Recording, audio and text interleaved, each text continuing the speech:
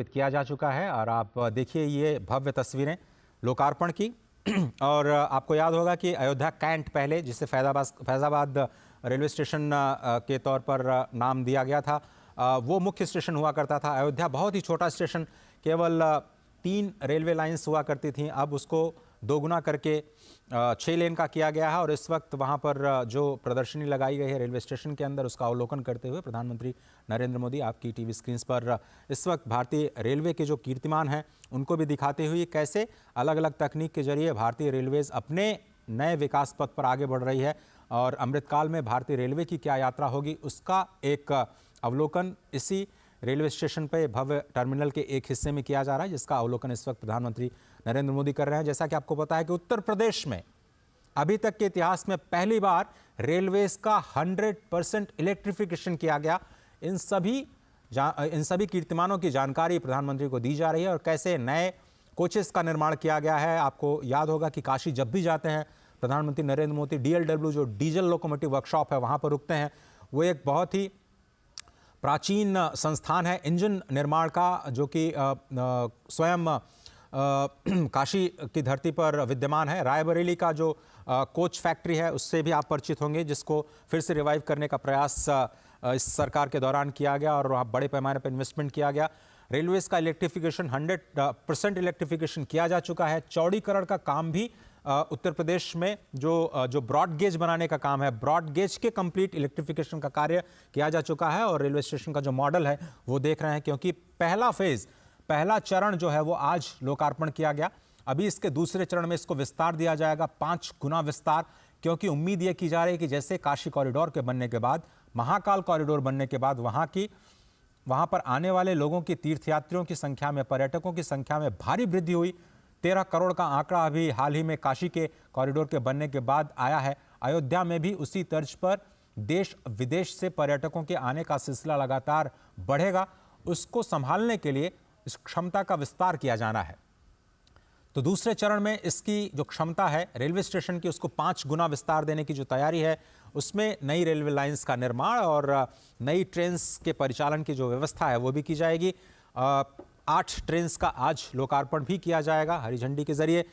वंदे भारत और अमृत ट्रेन्स का एक साथ जुड़ाव, देश के अलग अलग कोने से अयोध्या को जोड़ने की जो आज परिकल्पना है वो आज जमीन पर आते हुए इस प्रथम चरण में आपको दिखाई देगी। और इस वक्त जो स्थानीय सांसद हैं, उप मुख्यमंत्री, मुख्यमंत्री और रेलवे मंत्री श्री अश्विनी वैष्णव के साथ इस रेल परियोजना के उस मॉडल का अवलोकन करते हुए और अश्विनी वैष्णव जी समझाते हुए कि किस तरह से इसका निर्माण किया गया है और कैसे अत्याधुनिक तकनीक का इस्तेमाल करते हुए इस नए टर्मिनल को बिल्कुल ग्रीन टर्मिनल के तौर पर विकसित किया गया है। कई सारे फेजेस में इसको, और स्पेस का यूटिलाइजेशन बहुत ही ज़बरदस्त, क्योंकि जगह बहुत कम थी वहाँ पर। चौड़ीकरण किया जाना था, 3 लेन को अगर 6 लेन किया जाना है तो पहले तो आपको पटरी बिछाने के लिए ही आपको विस्तार करना पड़ेगा और उसके बाद जो टर्मिनल के लिए या स्टेशन के लिए जगह बचती है उसमें आप कैसे मल्टी स्टोरीड बिल्डिंग का निर्माण करते हैं, प्रतीक्षालय के लिए, फूड प्लाजा के लिए, लोगों के ठहरने के लिए, दुकानों के लिए, और कैसे एक रीडेवलपमेंट करते हैं आदर्श स्टेशन के रूप में अयोध्या धाम को। ये एक नई तस्वीर पूरी दुनिया के सामने ये है कि एयरपोर्ट की तरह आपको सभी सुविधाओं से लैस ये नया अयोध्या धाम का टर्मिनल, जिसका लोकार्पण प्रधानमंत्री के हाथों द्वारा, मुख्यमंत्री योगी आदित्यनाथ के हाथों द्वारा किया जा चुका है। अश्विनी मिश्र हमारे साथ जुड़ रहे हैं। अश्विनी, ये जो नया रेलवे स्टेशन बना है उसके बाद क्या कुछ तस्वीर बदलेगी और कैसे 1 से 1.5 लाख लोगों को संभाल पाएगी अयोध्या? अश्विनी या फिर परिसर जी, है जी जी। और ये सबसे बड़ी विडंबना थी अजय, यहाँ कहना बेहद प्रासंगिक होगा कि फैजाबाद जंक्शन मेन जंक्शन होता था, अयोध्या हाल्ट होता था, अयोध्या सेकेंडरी जंक्शन होता था। आज अयोध्या धाम जंक्शन पूरे अयोध्या जिले का सबसे सुव्यवस्थित और सबसे सुंदर जंक्शन बन चुका है। और सबसे बड़ी बात यह है कि आज यहाँ वंदे भारत और अमृत भारत ट्रेनों का यहाँ से परिचालन किया जा रहा है, जो कि इस पूरे क्षेत्र के लिए सौगात होगा। देश को और दुनिया को यहाँ जाने वाले पर्यटकों को नई अनुभूति प्रदान करेगा। ये पूरा का पूरा विस्तारित नया मॉडल भगवान श्री राम को समर्पित ही है। भगवान श्री राम के मंदिर से समर्पित जो वास्तु है उसी का उपयोग करते हुए इसको बनाया गया है, लेकिन इसमें आध्यात्म के साथ साथ आधुनिकता का अद्भुत समन्वय है। जबरदस्त लॉन्च बनाए गए हैं, एयरपोर्ट जैसी पूरी की पूरी फील आती है। प्रथम चरण का ये काम निश्चित अभी कंप्लीट किया गया है। इसे भव्य तरीके से आज प्रधानमंत्री नरेंद्र मोदी ने इसे लोकार्पित किया है, राष्ट्र को समर्पित किया है, राम भक्तों को समर्पित किया है, देशवासियों को समर्पित किया है। और सबसे बड़ी बात अगर देखें तो ये अयोध्या धाम जो जंक्शन होगा, ये अब आने वाले वर्षों में मुख्य अयोध्या धाम स्टेशन बन जाएगा।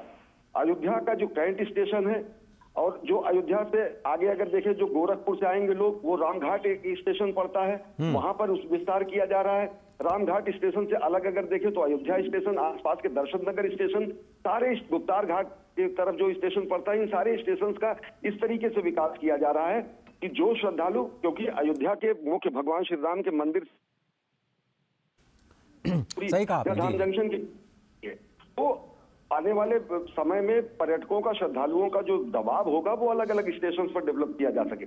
अत्याधुनिक सुविधा, शानदार एयरपोर्ट जैसी फील देने वाला ये अयोध्या धाम का स्टेशन है। इसमें क्रेश है, इसमें फर्स्ट एड की सुविधाएं की गई हैं, लाउंज इसका बहुत बड़ा है, इसमें एस्केलेटर लगाए गए हैं और सबसे बड़ी बात जो एक संवेदनशील अप्रोच दिखती है, सुगम भारत का दिखता है। सब जगह रैंप बनाए गए हैं। वर्तमान सरकार के कार्यकाल के अगर पहले देखें तो हमको आपको अपने माता पिता बुजुर्गों को या फिर वृद्धों को, रोगियों को स्टेशन पर ले जाना एक बहुत बड़ी मशक्कत होती थी, लेकिन सुगम भारत अभियान के साथ साथ एक संवेदनशील अप्रोच को देखते हुए समस्त दिव्यांगों के लिए, समस्त बुजुर्गों के लिए, रुग्ण रोगियों के लिए ऐसी व्यवस्था की गई है कि उन्हें तत्काल प्राथमिक सुविधा से लेकर हर तरीके की सुविधा अगर वो कहीं यात्रा में है तो वो हासिल की जा सके। देश भर के रेलवे स्टेशनों में ये दिखता है और अयोध्या धाम निश्चित तौर से एक आधुनिक और आध्यात्मिक परिक्रमा का ही विस्तार है। अजय, तो अगर आप रेलवे स्टेशन को केंद्र बना करके वहां के आसपास के जो आध्यात्मिक स्थल हैं उनकी यात्रा को थोड़ा सा जोड़ने की कोशिश करिए। अगर कोई पैदल यात्री वहां से उतरता है तो राम जन्मभूमि, हनुमानगढ़ी, गुप्तार घाट या फिर नया घाट जो बना हुआ है, अगर पैदल कोई जाना चाहता है किस तरह से प्लान कर सकता है। सुगम्य भारत का आपने जिक्र किया, शायद श्री राम भव्य राम मंदिर जो बन रहा है वहां पर भी बुजुर्गों के लिए विशेष व्यवस्थाएं की जा रही हैं। निश्चित तौर से ये पूरा का पूरा स्टेशन वही, जैसे मैं कह रहा हूं कि आधुनिकता और आध्यात्मिकता का संगम तो है ही, साथ ही साथ संवेदनशीलता का जबरदस्त उदाहरण है, क्योंकि एस्केलेटर्स, रैंप, दिव्यांगजनों के लिए अलग से जो है आने की व्यवस्था, और साथ ही साथ दूरी जो मैं बता रहा हूं तकरीबन 1 किलोमीटर से भी कम है। स्टेशन से निकलने के बाद सीधे राम पथ को पार करने के बाद राम जन्मभूमि पथ शुरू हो जाता है, सुग्रीव किला से होते हुए, और जहां से दिव्य भव्य भगवान श्री राम का नव्य ये विराजमान, जहां पर भगवान श्री राम की प्राण प्रतिष्ठा होगी स्वरूप की, वो मंदिर दिखने लगता है। अयोध्या स्टेशन से जब आप मुख्य मार्ग पर आएंगे तो सीधे आपको साक्षात दर्शन होंगे भगवान श्री राम के मंदिर का, और राम जन्मभूमि पथ वहीं शुरू हो जाता है बिरला धर्म से। सबसे नजदीक अगर पहुंचने का जो स्थान है तो अयोध्या धाम हुआ। देखिए तो रामघाट की तरफ अगर गोरखपुर से लोग आ रहे हैं तो रामघाट स्टेशन को भी विकसित विस्तार दिया जा रहा है। फैजाबाद का जो पुराना जंक्शन है जिसको अयोध्या कैंट कहा जाना जाता है, अयोध्या कैंट का विस्तार तो है ही, जो कि शहरी सुविधाओं से पहले से ही लैस है। तो जयश्री जी, अब ये जो तस्वीरें देख रहे हैं अब ये जो तस्वीरें देख रहे हैं वो है नए अमृत ट्रेन की। कहा जाता था वंदे भारत जो ट्रेन है वो बड़े लोगों के लिए है, पैसे वालों के लिए है, सामान्य लोगों के लिए कोई ट्रेन की व्यवस्था ये सरकार कर नहीं रही है। ये एक नई पहल। आपको याद होगा, अगर आपने जब पहले सफ़र किया होगा, जिसको जनरल बोगी कहा जाता था, घुसना बड़ा मुश्किल होता था। किसी ने रूमाल फेंक करके अगर कोई सीट हासिल कर ली तो चलिए उनका तो सफ़र किसी तरह से कट जाता था, लेकिन बहुत सारे लोगों को खड़े होकर के बिना किसी स्थान के, बिना किसी सुविधा के सामान को लादे लादे आप बहुत ही मुश्किल से अपने गंतव्य तक जा पाते थे। ये अमृत ट्रेन के अंदर की तस्वीरें हैं। प्रधानमंत्री नरेंद्र मोदी हमेशा की तरह बच्चों के साथ संवाद करते हुए, कोई उन्हें कविताएं सुना रहा है, कोई उन्हें अपने लिखे हुए संस्मरण सुना रहा है, कोई चित्रों के माध्यम से उनका स्वागत कर रहा है। ऐसी तस्वीरें हम हमेशा प्रधानमंत्री के संपर्क यात्रा के दौरान देखते रहे हैं। मेट्रो कोचेस में ख़ास तौर पर जब वो सफ़र करते हैं तो ऐसी तस्वीरें हमें दिखाई देती हैं। लेकिन इस वक्त आप देखिए बहुत ही अत्याधुनिक, ये बिल्कुल जनरल वार्ड का जो डिब्बा है उसको कैसे आधुनिक बनाया गया है, कैसे चार्जिंग की व्यवस्था, क्योंकि नए बदलते हुए माहौल में सभी लोग मोबाइल फ़ोन के ज़रिए कनेक्टेड रहना चाहते हैं। हर कोई हर स्टेशन पे देखता है कि इस वक्त मेरी गाड़ी कहाँ पहुँची, मैं कितनी देर बाद अपने घर पहुँच पाऊँगा, रेलवे स्टेशन पे कितनी देर रुक पाऊँगा, वहाँ पर क्या सुविधाएं हैं। तो ये सारी की सारी जो सुविधाएं हैं, चाहे वो पब्लिक अनाउंसमेंट की सुविधा हो या फिर clean neat and clean toilets की सुविधा हो, जो कि नॉर्मल जो यात्री के डिब्बे हैं उसमें कैसे दी जाए और कैसे तकनीक का इस्तेमाल करते हुए इसको भी सुविधाजनक बनाया जाए, उसकी एक कोशिश की जा रही है। अमृत भारत जो ट्रेन नई आज शुभारंभ की जाएगी, 2 अमृत भारत ट्रेन यहाँ से अयोध्या से, जो कि दक्षिण भारत को और ख़ास तौर पर मिथिलांचल को अयोध्या के साथ जोड़ेगी, नई दिल्ली को भी जोड़ेगी। तो उसके साथ साथ जो 6 वंदे भारत ट्रेन हैं उसका भी आज शुभारंभ किया जाएगा, जिनका हॉल्ट अयोध्या धाम को बनाया गया है, स्पष्ट तौर पर इसी बात को ध्यान में रखते हुए कि जब रामलला विराजमान होंगे तो लाखों की संख्या में जो पर्यटक आएंगे उनको समायोजित करने के लिए बहुत सारे साधनों की ज़रूरत होगी। कुछ लोग ट्रेन से, कुछ लोग सड़क परिवहन से, कुछ लोग वायुयान के ज़रिए, कुछ लोग अपनी गाड़ी से, कुछ लोग बसों के ज़रिए, बहुत सारे यात्राओं के ज़रिए, बहुत सारे यात्रा के जो साधन हैं उनका इस्तेमाल करते हुए अयोध्या तक पहुंचना चाहेंगे। साथ ही साथ वाटरवेज़ का भी निर्माण किया जा रहा है, वहां पर भी जो सुविधाएं हैं, बताया जा रहा है कि वाटर मेट्रो की भी शुरुआत अयोध्या में होने वाली है। तो ये एक इंटीग्रेटेड अप्रोच है पूरे ट्रांसपोर्ट सिस्टम का, और विरासत के साथ कैसे विकास को आप जोड़ते हैं उसकी एक वानगी, उसकी एक झलक आपको दिखाई देगी। राजेश राज, क्या आप मेरे साथ हैं? या अश्विनी जी? जी अजय जी। जी, तो मैं आपसे ये समझना चाह रहा था कि ये जो नई पहल की जा रही है अमृत ट्रेन के जरिए, जो आज अमृत भारत ट्रेन, और जैसा कि हम बार बार ये कह रहे हैं कि अमृत काल में भारत प्रवेश कर रहा है, ये जो नई शुरुआत है, इस वक्त आप देख रहे हैं हरी झंडी दिखा करके अमृत ट्रेन को रवाना करने की तैयारी हो जा चुकी है। ये बिल्कुल लाइव विजुअल्स, अमृत ट्रेन अब रवाना अयोध्या धाम रेलवे स्टेशन से। हाँ,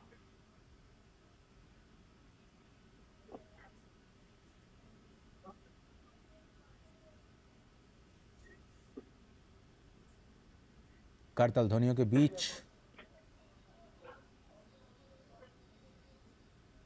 मेक इन इंडिया पूरी तरह से भारत में बनी हुई, ये देखिए 6 वंदे भारत ट्रेन्स और 2 अमृत भारत ट्रेन्स, 8 ट्रेन्स का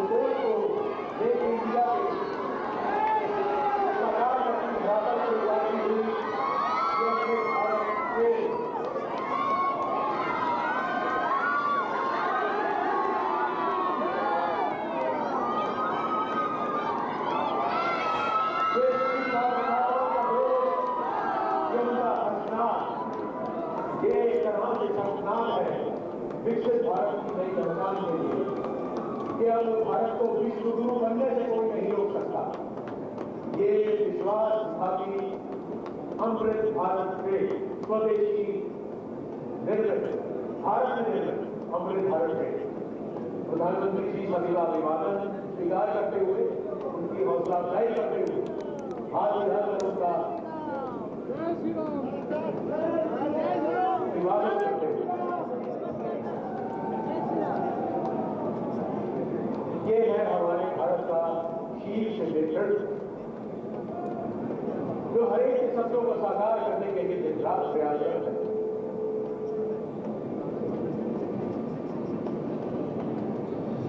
हम आभारी हैं, हृदय से आभारी हैं, आभार प्रकट करते हैं भारत के यशस्वी प्रधानमंत्री जी, जिनके आगमन में आज इस धरा पर इतिहास रचा है।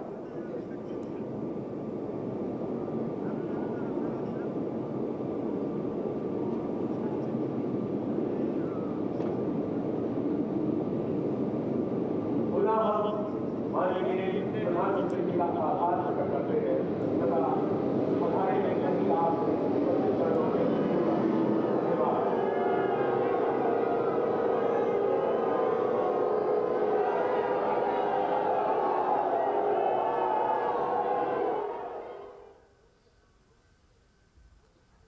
अयोध्या धाम में 8 ट्रेन्स की जो सौगात है वो मिल चुकी है। स्पष्ट तौर पर आपने देखा कि 6 वंदे भारत ट्रेन्स और 2 अमृत भारत ट्रेन्स उनको भारत को समर्पित किया गया।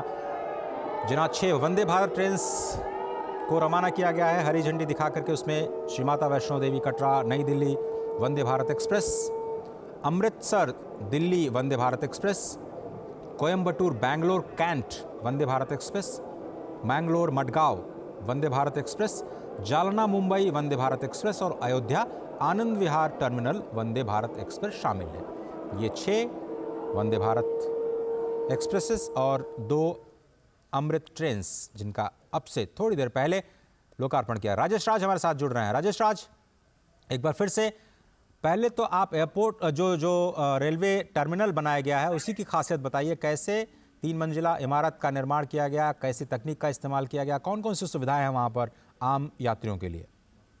देखिए, जो एयरपोर्ट पर जो सुविधाएं अजय बहाल की जाती हैं वो तमाम सुविधाएं वहां पर हैं। और जो 3 मंजिला 3 फ्लोर का पूरा इमारत तैयार किया गया है, जब उसके बीच के लॉबी में आप जब खड़े होंगे तो आपको साफ तौर पर दिखाई पड़ेगा कि आप एयरपोर्ट पर खड़े हैं। कोई रेलवे स्टेशन जैसा कोई शक्ल वहां दिखाई नहीं पड़ता है। जो गेट है वो गेट ठीक उसी अंदाज में बनाए गए हैं जो एयरपोर्ट पर बनाए जाते हैं। और गेट की नंबरिंग की गई है बाकायदा, 1 नंबर 2 नंबर 3 नंबर इस तरह से नंबरिंग की गई है। और बहुत खूबसूरत नक्काशी के साथ तमाम जो चीजें डिस्प्ले की गई हैं उस पर साफ तौर पर अंकित है कि फर्स्ट फ्लोर पर है, क्या है, ग्राउंड पे क्या है। हम एस्केलेटर बनाए गए हैं, बच्चों शिशुओं के देखभाल की